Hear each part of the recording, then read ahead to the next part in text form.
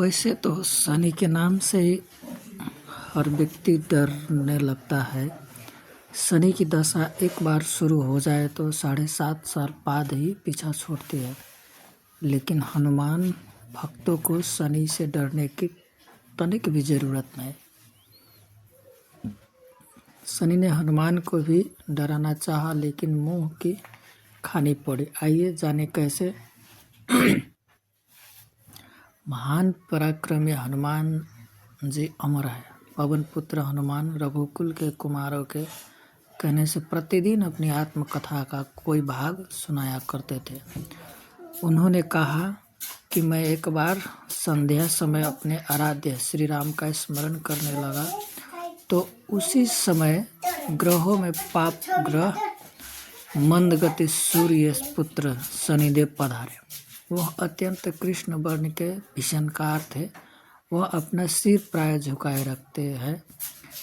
जिस पर अपनी दृष्टि डाल दे वह अवश्य नष्ट हो जाता है। शनिदेव हनुमान के बाहुबल और पराक्रम को नहीं जानते थे। हनुमान ने उन्हें लंका में 10 ग्रीव के बंधन से मुक्त किया था।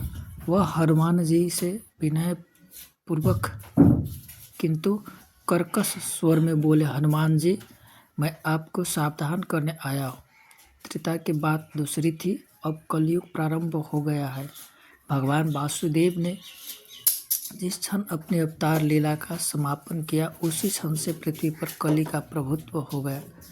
यह कलियुग है। इस युग में आपका शरीर दुर्बल और मेरा बहुल बलिष्ठ हो गया है। अब आप पर मेरी 7.5 की दशा प्रभावी हो गई है। मैं आपके शरीर पर आ रहा हूँ। शनिदेव को इस बात का तनिक भी ज्ञान नहीं था कि रघुनाथ के चरणाश्रित पर काल का प्रभाव नहीं होता। करुणा निधान जिनके हृदय में एक क्षण को भी आ जाते हैं, काल की कला वहाँ सर्वथा निष्प्रभावी हो जाती है। प्रारब्ध के विधान वहाँ प्रभुत्वहीन हो जाते हैं। सर्वसमर्थ पर ब्रह्म के सेवकों का नियंत्रण, संचालन, पोषण प्रभु ही करते हैं। उनके सेवकों की ओर दृष्टि उठाने का साहस कोई सुर असुर करे तो स्वयं अनिष्ट भाजन हो जाता है। शनिदेव के अग्रज यमराज भी प्रभु के भक्त की ओर देखने का साहस नहीं कर पाते। हनुमान जी ने शनिदेव को समझाने का प्रयत्न किया, आप कहीं अन्यत्र जाए। ग्रहों का प्रभाव पृथ्वी के मरणशील प्राणियों पर ही पड़ता है। मुझे अपने आराध्य का स्मरण करने दे। मेरे शरीर में श्री रघुनाथ जी के अतिरिक्त दूसरे किसी को स्थान नहीं मिल सकता। लेकिन शनिदेव को इससे संतोष नहीं मिला। वह बोले, मैं सृष्टिकर्ता के विधान से विवश हूँ। आप पृथ्वी पर रहते हैं, अतः आप मेरे प्रभुत्व क्षेत्र से बाहर नहीं हैं। पूरे 22.5 वर्ष व्यतीत होने पर 7.5 वर्ष के अंतर से 2.5 वर्ष के लिए मेरा प्रभाव प्राणी पर पड़ता है, किंतु यह गौण प्रभाव आप पर मेरी 7.5 आज इसी समय से प्रभावी हो रही है।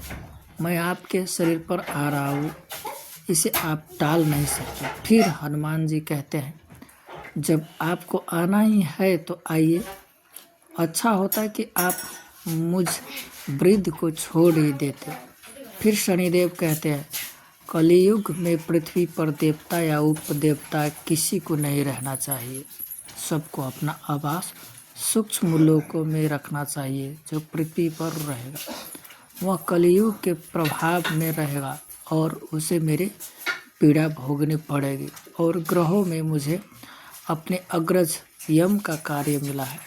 मैं मुख्य मारक ग्रह हूँ और मृत्यु के सबसे निकट वृद्ध होते हैं। अतः मैं वृद्धों को कैसे छोड़ सकता हूँ। हनुमान जी पूछते हैं, आप मेरे शरीर पर कहाँ बैठने आ रहे हैं। शनिदेव गर्व से कहते हैं, प्राणी के सिर पर। मैं 2.5 वर्ष प्राणी के सिर पर रहकर उसकी बुद्धि विचलित बनाए रखता हूँ। मध्य के 2.5 वर्ष उसके उदर में स्थित रहकर उसके शरीर को अस्वस्थ बनाता हूँ वह अंतिम 2.5 वर्ष पैरों में रहकर उसे भटकाता हो। फिर शनिदेव हनुमान जी के मस्तक पर आ बैठे तो हनुमान जी के सिर पर खाज हुई। इसे मिटाने के लिए हनुमान जी ने बड़ा पर्वत उठाकर सिर पर रख लिया। शनिदेव चिल्लाते हैं, यह क्या कर रहे हैं आप?